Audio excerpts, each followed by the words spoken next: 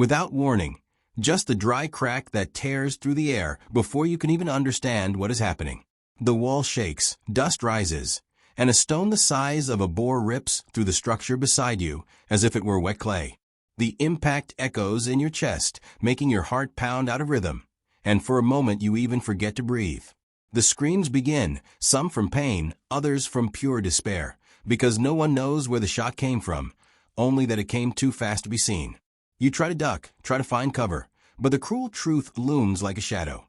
There is no safe cover when the Romans decide to attack with a weapon that dominates the battlefield long before the first soldier sets foot on enemy ground.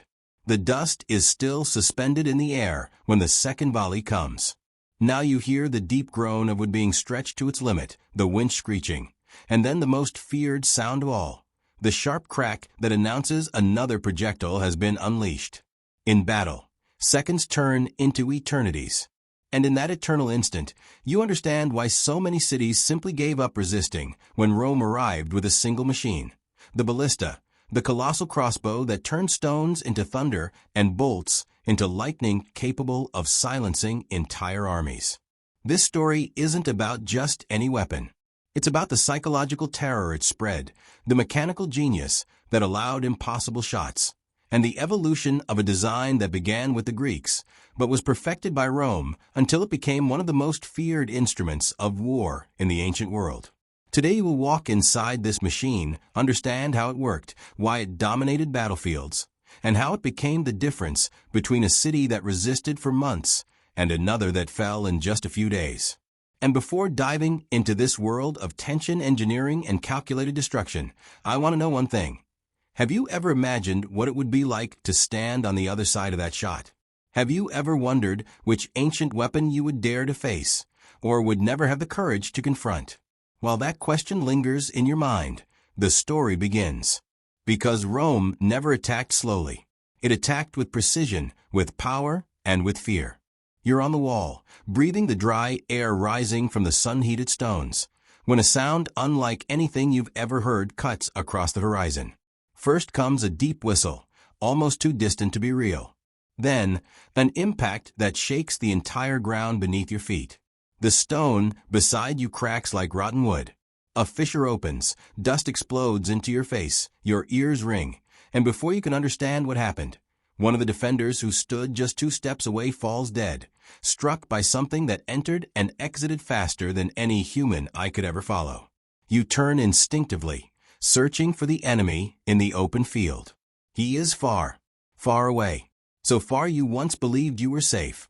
But now you realize that nothing, absolutely nothing, is out of reach of what Rome decided to create.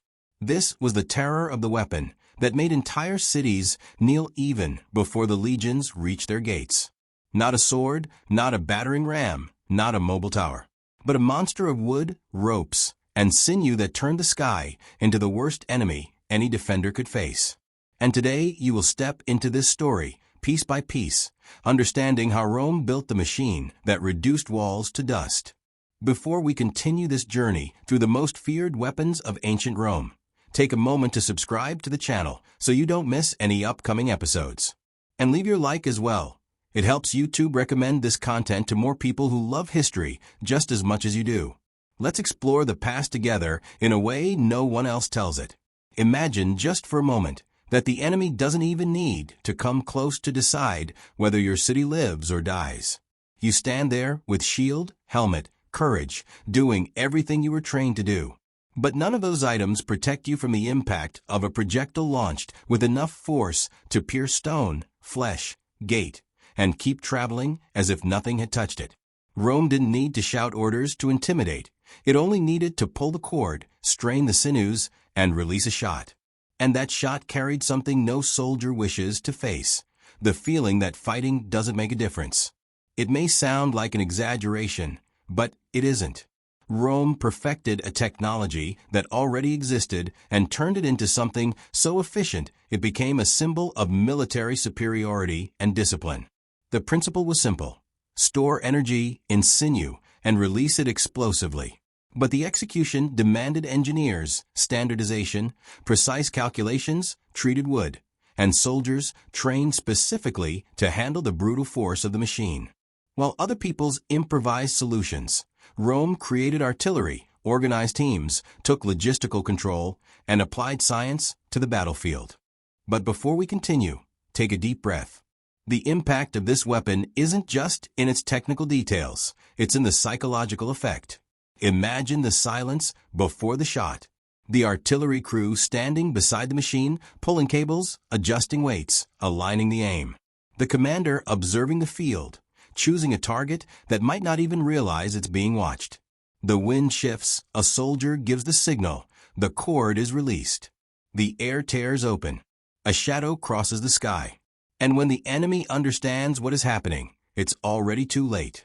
That feeling of inevitability is what turned many battles into defeats before they even began. Rome's idea was clear: impose fear. Calculated, measured, standardized fear. The ballistae, light, medium, heavy, were positioned strategically around besieged cities. Some were built for absolute precision, capable of striking a single man atop a wall at distances that bordered on the absurd for the era. Others were designed to tear down entire structures, launching massive stones with enough weight and speed to dismantle defenses that had taken decades to build. Imagine working years to strengthen a wall and watching everything collapse with a single impact. And every shot fired by Roman artillery told a story. The story of a civilization that understood that victory was not just about fighting. It was about breaking the enemy's will. At Masada, defenders hid their bodies behind any cover they could find, knowing that a single appearance could mean instant death. In Jerusalem, the constant bombardment destroyed not only stone, but hope itself. The Roman artilleryman didn't need to be seen to be feared. He only needed to operate his machine. Now imagine the scene outside a siege. The legions advancing through open territories, facing peoples accustomed to close combat, to the smell of blood, to the clash of shields. And suddenly, before hand-to-hand combat even begins, giant arrows start falling from the sky, breaking ranks, shattering the confidence of those who expected to fight face-to-face. The enemy tries to regroup, tries to understand where the attack came from, tries to run. But Rome carried artillery with them, mounted on wagons, ready to change the course of battle without warning. There was no real refuge, no real time to react. And operating this weapon was not for just any soldier. You didn't place an inexperienced recruit next to a machine capable of twisting wood, tearing sinew, and breaking bones if handled incorrectly. The crews were trained, precise, choreographed. Each member had a defined role: load tension, align, fire, check damage, adjust sinews.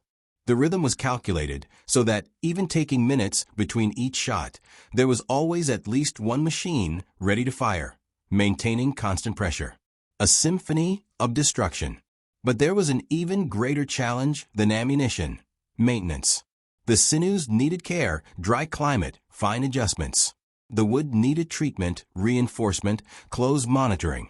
In humid regions, efficiency dropped, and Rome knew this. That's why they carried extra sinews, specialized tools, and engineers capable of fixing any flaw. It was itinerant artillery that almost no people in the ancient world could reproduce with the same precision. And here is something few people ever notice. Rome did not conquer the world with swords and shields alone. It conquered with logistics, engineering, and discipline. The ballista symbolizes this more than any other weapon. While its enemies had to improvise, Rome arrived with everything ready.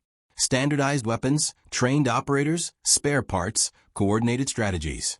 It wasn't brute force, it was methodical efficiency. And that efficiency turned walls, once symbols of safety, into nothing more than temporary obstacles. For centuries, almost no people were able to withstand this kind of attack for long. And even after the fall of Rome in the West, Byzantium continued using and perfecting the technology. The Middle Ages still relied on these machines for defense and assault until gunpowder arrived to redesign the battlefield. But the principle remained alive: store energy and release it all at once to create devastating impact. The physical basis of modern artillery begins here. And it's impossible not to think about what went through a defender's mind when hearing the roar of a Roman shot. Fear, tension, uncertainty. You look up at the sky. You don't know where it will fall. You don't know if another shot will come in a few seconds. You don't know whether to run, hide, or pray. Many ancient accounts describe soldiers abandoning walls not because they were tired or wounded, but because they could no longer endure the psychological terror of artillery. And that reveals something fundamental. The ballista defeated even before it hit. Now take a breath and think, if you were up there on the wall, would you dare expose yourself? Would you have the courage to look over the top, knowing that an artilleryman hundreds of meters away could see you as a tiny dot and decide that this would no longer exist? Would you have the courage to keep defending? And that's why this weapon became one of the main reasons behind Rome's ruthless reputation. Not only because it destroyed, but because it controlled the field, controlled the enemy, controlled fear. It controlled the outcome before the real combat even began. The ballista was more than a machine. It was a message. Rome is here. Nothing is beyond our reach. And now I want to hear from you. What other ancient weapon do you imagine experiencing something like this with? Which weapon do you think was the most feared in history? Tell me in the comments what you want to see in the next video, because your opinion always helps shape the upcoming episodes.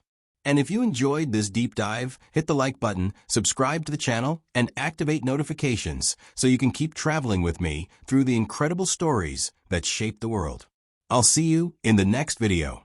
This story places you directly inside the chaos of a Roman siege, showing the brutal impact and psychological terror caused by the ballista, the artillery weapon Rome perfected to dominate walls, soldiers, and enemy morale even before hand-to-hand combat began. The text explains how this gigantic machine worked, how it stored energy in twisted sinew, how it launched devastating projectiles, and how it was operated by specialized teams. It also describes the ballista's different uses in sieges and battles, highlighting its deadly precision and its decisive role in campaigns like Masada and Jerusalem. It shows that its superiority came from Roman standardization, constant maintenance, and strategic mass deployment. In the end, it reinforces how its legacy lasted for centuries, influencing the evolution of artillery until the arrival of gunpowder, and invites the viewer to participate by commenting, liking, and subscribing to the channel. Before you leave this video, tell me in the comments, which other ancient weapon would you have the courage to face, or would never go near? Your opinion might become the next episode here on the channel. And while you're here, make sure to hit subscribe, activate the notification bell so you don't miss any epic story, and leave a like right now, because that tells YouTube you want more content like this and helps this channel continue bringing battles, secrets, and revelations that almost no one knows. Don't wait. Do it now and join me for the next chapter of history.